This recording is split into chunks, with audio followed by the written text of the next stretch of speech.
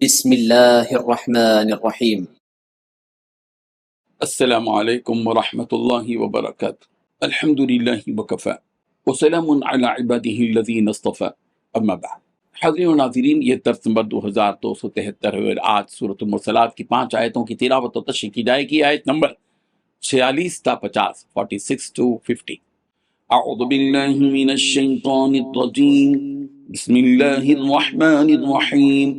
کلوا وتمتعوا قلیلا income مجرمون، well یومئذ للمکذبین، وإذا قیل لهم ارکعوا لا یرکعون، ویل یومئذ للمکذبین، فبأي حدیث بعدہ یؤمنون۔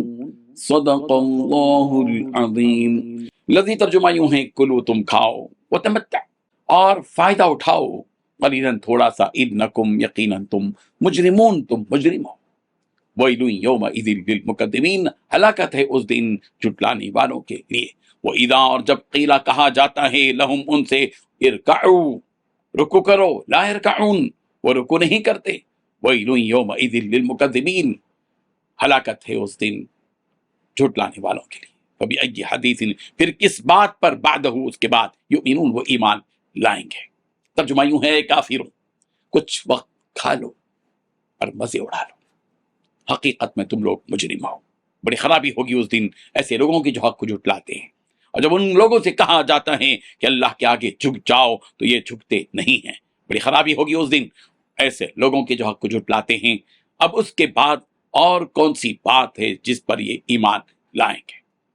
ان 5 آیتوں میں 6 باتیں بیان کی گئی ہیں۔ پہلی بات، حقیقت میں تم لوگ مجرم ہو، اے کافروں کچھ وقت کھا لو اور مزے اڑا لو۔ تیسری بات، بڑی خرابی ہوگی اس دن ایسے لوگوں کے جو حق کو جھٹلاتے ہیں۔ چوتھی بات، جب ان سے کہا جاتا ہے کہ اللہ کے آگے جھک جاؤ تو یہ لوگ جھکتے نہیں۔ پانچویں بات، بڑی خرابی ہوگی اس دن ایسے لوگوں کی جو حق کو جھٹلاتے ہیں۔ چھٹی بات، اس کے بعد ایسی کون سی بات ہے جس پر یہ لوگ ایمان لائیں گے؟ بزرگان محترم، مومنوں اور متقیوں کی حالت بیان کرنے کے بعد دوبارہ اللہ تعالیٰ اپنے نافرمان اور کافروں سے بطور تہدید تنبیہ فرما رہے ہیں کہ اے کافرو، یقیناً یہ دنیا بہت چھوٹی، غیر مستقل اور فانی ہے، اور تم لوگ اسی کو سب کچھ سمجھ کر بیٹھے ہو اور اسی دنیا کے پیچھے پڑے ہوئے ہو، لہذا اس مختصر دنیا میں اپنی زندگی کا مختصر فائدہ اٹھا لو، اور یہاں جتنا تم مزے کر سکتے ہو کر لو، اور جتنا عیش یہاں حاصل کر سکتے ہو حاصل کر لو، لیکن یاد رکھو اس کے بعد تمہیں ہمیشہ کے لیے عذاب ہی سہنا ہے، تکلیف ہی سہنا ہے، برے انجام میں ہی تمہیں رہنا ہے، کیونکہ تمہارے اعمال ایسے ہی ہیں جو تمہیں جہنم میں لے جا کر رہیں گے۔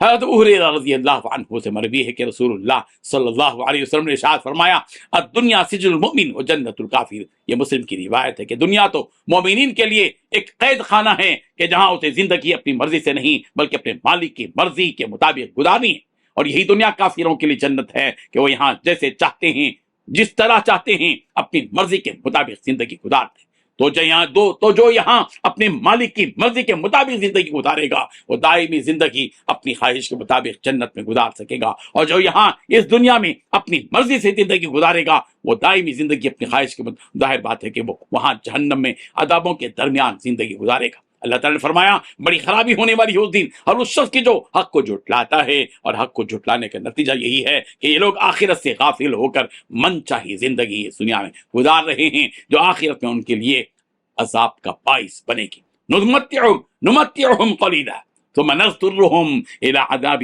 غلیظ، سورہ لقمان آیت نمبر 24۔ رب ذوالجلال نے فرمایا ہم انہیں تھوڑی مدت تک کے لیے فائدہ اٹھانے دیں گے، پھر اس کے بعد ہم انہیں ایک سخت عذاب کی طرف کھینچ کر لے جائیں گے۔ اس کے بعد فرمایا جا رہا ہے کہ ان کافروں کا حال ایسا ہے کہ جب انہیں اللہ تعالیٰ کے سامنے جھکنے اور اسے سجدہ کرنے کو کہا جاتا ہے تو یہ لوگ اس رب کے سامنے تکبر کی وجہ سے سجدہ کرنے سے انکار کرتے ہیں۔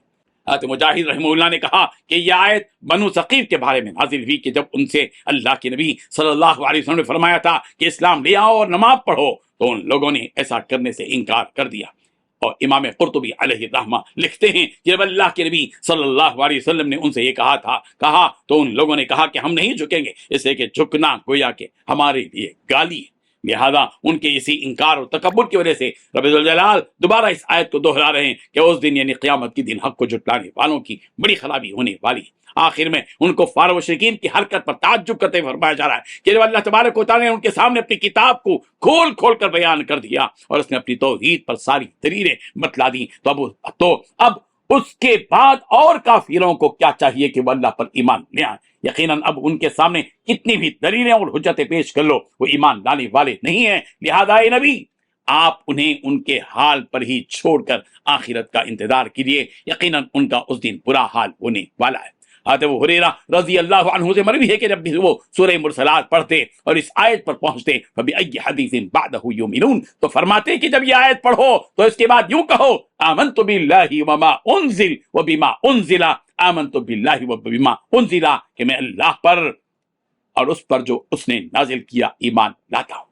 میں قارئین سے گزارش کرتا ہوں کہ جو اس درس کو سن رہے ہیں وہ بھی فَبِأَيِّ حَدِيثٍ بَعْدَهُ يُؤْمِنُونَ سننے کے بعد یہ اپنی زبان سے کہیں آمنت باللہ وبما انزل، میں ایمان لایا اللہ پر اور ہر اس چیز پر جو نازل کی گئی۔ اللہ تعالیٰ ہم سب کو اسی ایمان کے ساتھ زندہ رکھے اور اسی ایمان کے ساتھ ہم سب کا خاتمہ ہو، اور اسی ایمان کے ساتھ کل قیامت کے دن پروردگار کے روبرو ہم کھڑے ہوں۔ وآخر دعوانا ان الحمدللہ رب العالمین۔